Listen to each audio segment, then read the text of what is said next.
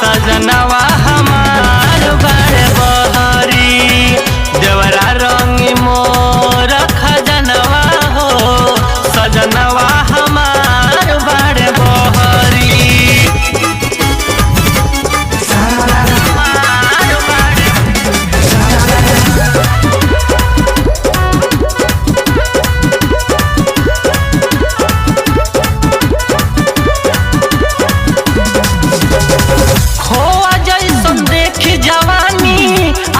पीछे भनकता ले ले बाटे मोट पिचकारी डाले खाती छौंकता हो जैसन देखी जवानी आगे पीछे भनकता ले ले बाटे मोट पिचकारी डाले खाती छौंकता छोड़ी नहीं भरी पूरा गगरी हो सजनवा देवरा रंगी मोर खजनवा हो सजनवा हमार बड़ बहरी। सजनवा हमार बड़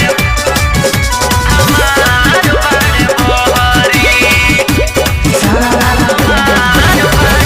थर थर कापे देहिया लागतावे जाड़ हो होलिया में भरपूर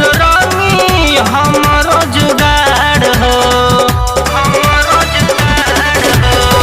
थर थर कापे देहिया लागतावे जाड़ हो होलिया में भरपूर रंगी हमारो जुगाड़ हो उठा के धूरा झोंकी पूरा घघरी हो सजनवा हमार बड़ बहरी देवरा रंगी मोर खजनवा हो सजनवा हमार बड़ बहरी।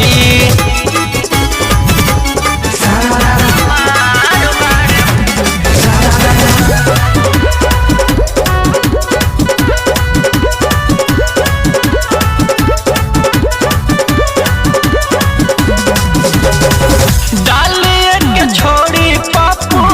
बात क्लियर कैले बा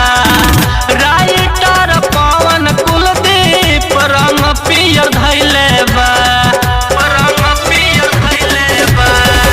डालिए के छोड़ी पर तुम बात क्लियर कैले बा